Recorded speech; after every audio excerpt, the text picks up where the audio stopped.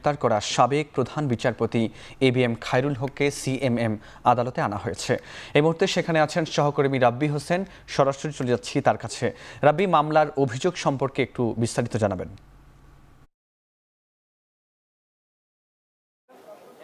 ফরহাদ, সাবেক প্রধান বিচারপতি এবিএম খায়রুল হককে কিছুক্ষণ আগেই চিফ মেট্রোপলিটন ম্যাজিস্ট্রেট আদালতে নিয়ে আসা হয়েছে। তাকে আরেকটু পর আদালতে তোলা হবে। তার বিরুদ্ধে একাধিক মামলা রয়েছে।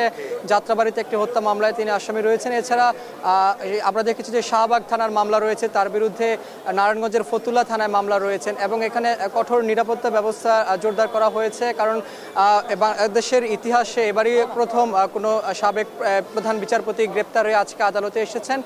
তার বিরুদ্ধে নানা অভিযোগ রয়েছে।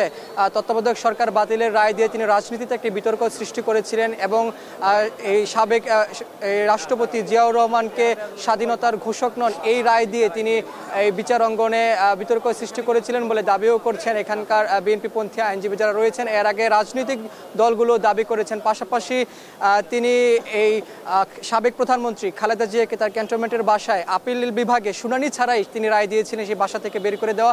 এরকম আরও বেশ কয়েকটি রায় দিয়ে তিনি একসময় আলোচিত হয়েছেন, সমালোচিত হয়েছেন এবং ত্রাণ তহবিলের টাকায় তিনি যখন আইন কমিশনের চেয়ারম্যান ছিলেন তখন তিনি তার চিকিৎসা করিয়েছিলেন, এরকম একটি অভিযোগও রয়েছে তার বিরুদ্ধে। এবং 5ই আগস্টের পর শেখ হাসিনা সরকারের পতন হলে তিনি 13 আগস্ট এই আইন কমিশনের চেয়ারম্যানের পদ থেকে তিনি পদত্যাগ করেন। এরপর তিনি পলাতক অবস্থায় ছিলেন। পলাতক অবস্থায় থাকা অবস্থায় আজকে সকাল 8টার দিকে তাকে ডিবি পুলিশ গ্রেপ্তার করে ডিবি হেফাজতে নিয়ে যাওয়া হয় এবং তাকে কিছুক্ষণ আগে আদালতে নিয়ে আসা হয়েছে। এবং এখানকার যারা আইনজীবী রয়েছেন, বিশেষ করে বিএনপিপন্থী যারা আইনজীবী রয়েছেন, তারা মূলত তার শাস্তি দাবি করছেন। কারণ তারা বলছেন আওয়ামী লীগের ক্ষমতায় থাকা অবস্থায় তিনি মদতপুষ্ট ছিলেন এবং তিনি যখন বিচারপতি ছিলেন হাইকোর্টের এবং তার আরও সিনিয়র কয়েকজন বিচারপতি থাকা অবস্থায় তাকে প্রধান বিচারপতি বানানো হয়েছিল।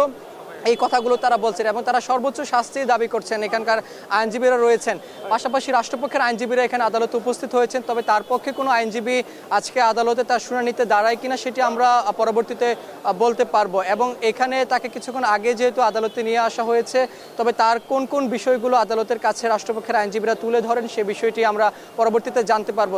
এই যে তাকে গ্রেপ্তারের পর থেকে আইন অঙ্গন থেকে শুরু করে রাজনৈতিক অঙ্গনের নেতৃবৃন্দরা সকলেই কথা বলেছেন। বিশেষ করে বিএনপি জামায়াতের যে নেতৃবৃন্দ রয়েছেন তারাও কথা বলেছেন। তারা বলছেন দীর্ঘদিন আওয়ামী লীগকে ফ্যাসিস্ট হিসেবে তৈরি করার ক্ষেত্রে তার একটি বড় ভূমিকা রয়েছে। কারণ তত্ত্বাবধায়ক সরকারের যেই রায়টি বাতিল করে রায় ঘোষণা করেছিলেন এবং রাজনীতিতে যে সংঘাত তৈরি হয়েছে সেটির একটি প্রথম ধাপ হিসেবে অনেকে বলছেন এই সাবেক এই প্রধান বিচারপতিকে গ্রেপ্তারের পর।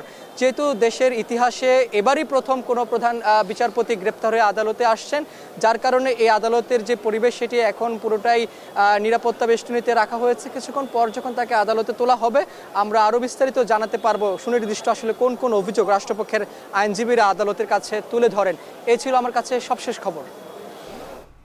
যাত্রাবাড়ি থানার মামলায় গ্রেপ্তার করা সাবেক প্রধান বিচারপতি এবিএম খায়রুল হককে সিএমএম আদালতে আনা হয়েছে। সেখান থেকে বিস্তারিত জানাচ্ছিলেন সহকর্মী রাব্বি হোসেন।